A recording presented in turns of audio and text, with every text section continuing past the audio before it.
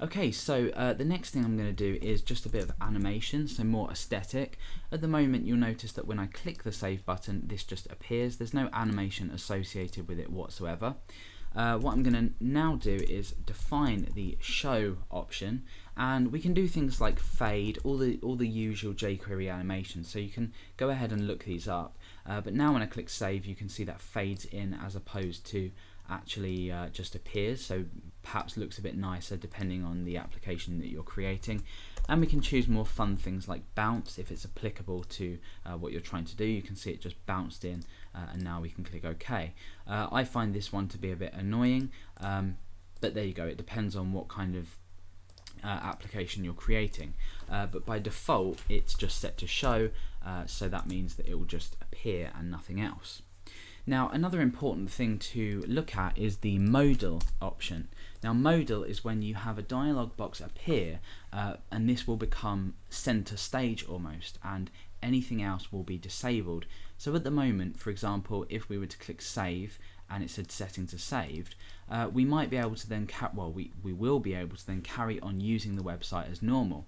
So let's say you had a variety of other buttons and menus, the user would be able to carry on using your website, and they would just be able to leave this dialog box open. So what we can do is we can go ahead and we can set modal to to true. And this will automatically allow or create the dialog box as the main window, and we have to close that before we can do anything else. It will also apply a really nice background image to show this effect. So it almost, that's not worked, so modal, not model. It will set this nice background faded image, and we can't actually click any other buttons. So we've got our dialog box up, and we've got no choice but to click OK or close this off, or any other buttons you might want to specify before we can return to our normal site and start to use some of the other functionality. So modal is a really great way of allowing this really quickly, and also with this nice background image as well, that doesn't or sort of simulates to the user that they're unable to use anything else on the website. So the last option we're going to take a look at is the positioning of this window. Now you might want the window positioned in a particular place, so I'm just going to use a comma here to separate and come down so it's a bit neater, and I'm going to go ahead and set position. Now position can be textual with regards to giving it a single piece of text, for example top. If we were to set the position to top, this would automatically appear at the top of the screen. I could also then just change this to bottom, and that would then appear at the bottom of the screen. And the only problem with this is that we can't supply different parameters, so we can't say top center, for example, or we can't say top left. This isn't going to work. It will return an error, or it won't return an error, but it's not going to allow us to work. So you can either specify a single option, so for example top or center, which is set to by default anyway, so that shouldn't really be too much of a problem. But we can also go ahead and set numerical values, so I could say 100 by 100, and this will space it from the top left hand corner, or the left top hand corner of the page. So now when I refresh and click save, you can see that's 100 by 100 away from the edge of the screen, the very top hand corner of the screen. So you can specify this any dimension you like, and that will place that onto the page. Now alternatively, if you wanted to use the top or the textual in conjunction with each other, you can do this in an array.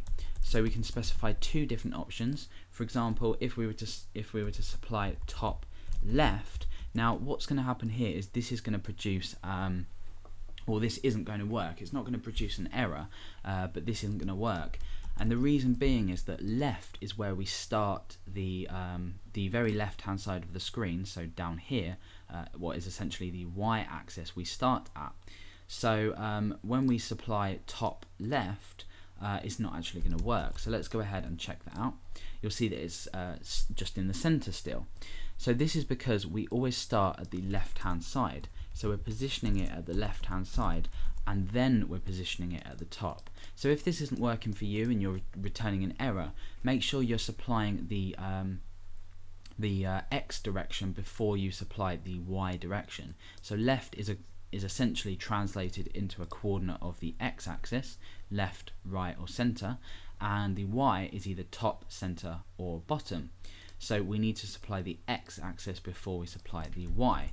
So now I've put this position as left top. You can see that we have it at the very top hand corner at the left. So now that we've changed this positioning around, it's worked. So it's important to note things like this when you are writing your code. Okay, so that's a bit about the jQuery dialog, the jQuery UI dialog. Let's just go ahead and get rid of this for now.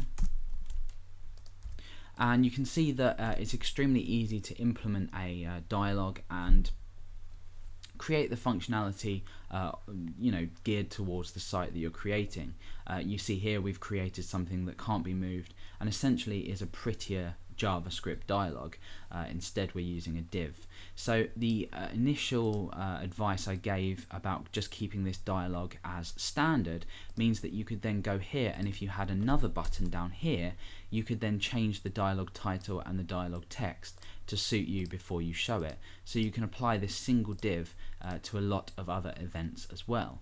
So that's a quick demonstration and a bit about the options inside the jQuery UI dialog window.